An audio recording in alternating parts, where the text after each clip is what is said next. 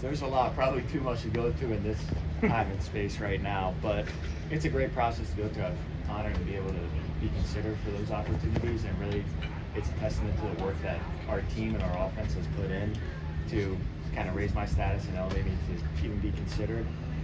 You go through that process and you learn a lot about what you believe in and what you think and what you really are convicted in, because you think about all the different things you come across over your time in coaching or even before coaching, and you kind of have to whittle it down to the things that are most important to you and your core values. So a lot of what you're learning is really maybe things that you already knew, but what are your priorities? So that kind of becomes the focus of those interviews, because it's such a short period of time where you're trying to put together all of your plans and thoughts in a clear and concise manner. Follow up on that. How did you make out the psychological test? I don't know. You have to ask them that. Normal? You got to ask them that. So I don't have the results. So I don't know if that's a good thing or a bad thing that they didn't give me the results. When you saw the schedule come out, were you like, of course Cleveland's going to be opener? You know, I don't really think about it like that. I like- don't think about it like that. You kind of just are focused on one thing at a time, and whether it was them or whether it was a division opponent, whoever it was, you just get excited to have somebody on the schedule, because you feel like you wait so long to find out what the schedule is nowadays that it could have been anybody on there. You're excited to get back to football. One more follow-up on that one. To have Josh Allen in an interview, how involved was he, and what did that say about his blind team? Yeah, that's another one. I probably don't have the time to go through how much that means to be a guy in that interview, his status, his intelligence, his football intelligence, all the things that he cares about. It was really cool to get the opportunity to sit down and talk to him. And it's cool to see him interact with the rest of the organization there, and it's a sign of what they think about him and the person that he is, to trust his opinion and value his opinion on things more than just football, but things about life and locker room and the camaraderie and everything that goes into running an organization. Nate Borkerchurch, just how quickly into that evaluation for you were you like, this is the guy that we want to have? That's a great question. I think when we go and evaluate guys, there's certainly a type of guy that we're looking for. For sure. And the play style of that type of player is something that's evident usually right away. Now, there's always questions beyond that on their skill set and where they fit and what their role could be, because you're always trying to project. But his play style, like the rest of the guys that we kind of target, popped off the tape right away. So when you ask how quickly it was probably pretty quick into the first game you put on, that you see the way he plays, the effort, the strain, the physicality, the toughness, the speed, all of those things, they pop off the tape no matter what clip you're watching. And then Anton obviously responded really well to you guys last year. What's the next step for him kind of look like from your perspective? Certainly continued growth. We know that progression is never linear, but hopefully we can continue to compound off the things that he built on last year. He's a guy, he knows this, that his ceiling is essentially as high as he wants it to be. So that's a beautiful predicament to be in, because we're going to push him to continue to push beyond where he is at right now, no matter where that is. You know, he's going to be responsible for his end of it, and we got to be responsible for our end of it, giving him the opportunity and tools to continue to elevate. On the coaching staff side of things, having Kikuchi now in the room, what have you seen, not just from him, what has he brought to the staff, but also what have you seen from Liam, having one of his top lieutenants back? There's a lot. I think, first and foremost, in the offensive line room, he's a match with the identity that we want to continue to instill in the offensive line. The toughness, the physicality, the same things I talked about Nate are true for the offensive line, and he brings that every day. Then you add on the element of his familiarity with Liam and what we're trying to get accomplished, along with his scheme expertise on the different offenses he's been in, the different offenses that he's ran. Bringing that and implementing that into our personnel and the system that we have here is going to give us more versatility and more options to attack people in the run game, protection game, play pass protection game, screen game, you name it. So it's been a nice complement to what we had in the room and what we continue to try to build in. How does what you teach with Trevor especially change this year, if it does at all? I think the core foundations and those core principles stay the same, and hopefully they stay the same every single year.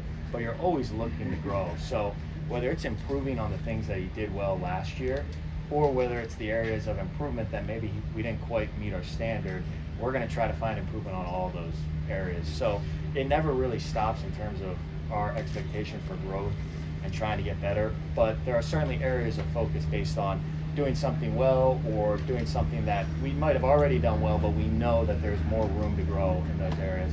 He knows that, we know that, and it's not always one person. The part of the quarterback position that makes it so tough is a lot of times you're dependent on 10 other guys, or even more than that. Defense is giving you certain looks to show your talents and showcase the things you've learned and grown. It's like what Chris Rodriguez's tape in Washington, even though he had familiarity with Liam.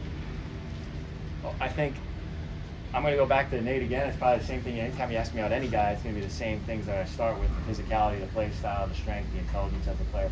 Those things are evident right away. Then you talk about the contact balance and his ability to find efficient runs, sometimes in dirty looks and looks that might not be blocked as cleanly as possible. So he gives you an element of the run game that might not always be 80-yard runs, but when you look at it, how often are 80-yard runs really showing up in the NFL nowadays? Pretty few and far between. But what he does give you is the opportunity to still get explosive runs and then be efficient on the runs that might not always be perfectly blocked. Let's go to, since you keep saying it keeps going back to that physicality and that identity piece.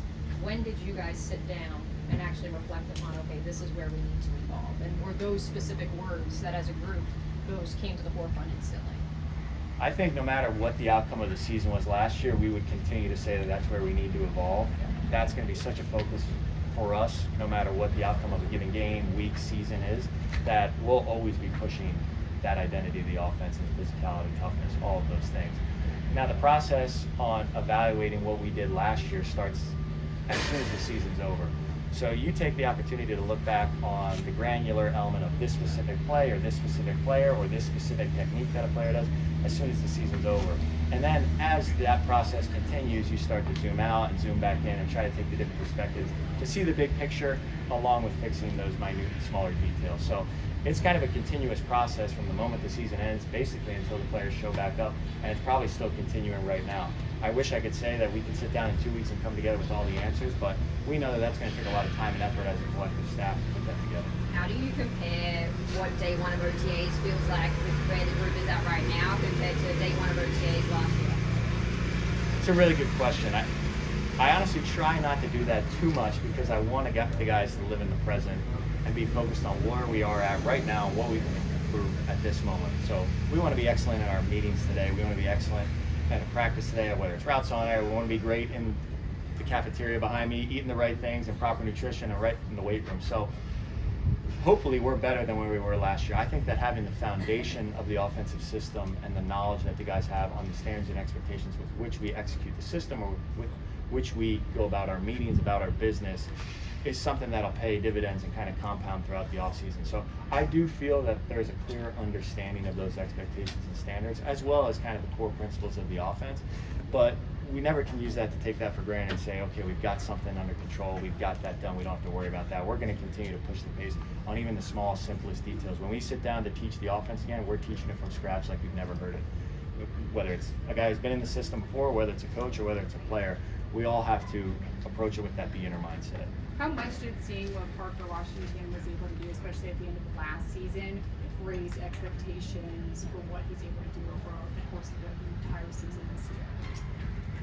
Yeah, the expectation question is always so tough for me because I think that Parker and myself probably had pretty high expectations for Parker as it is. So I couldn't really give you a good gauge on what the expectations outside of that are. I think really, really highly of Parker.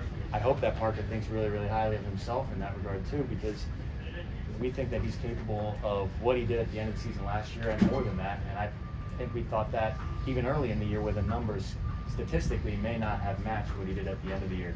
So it's hard for me to truly gauge how much the expectations changed.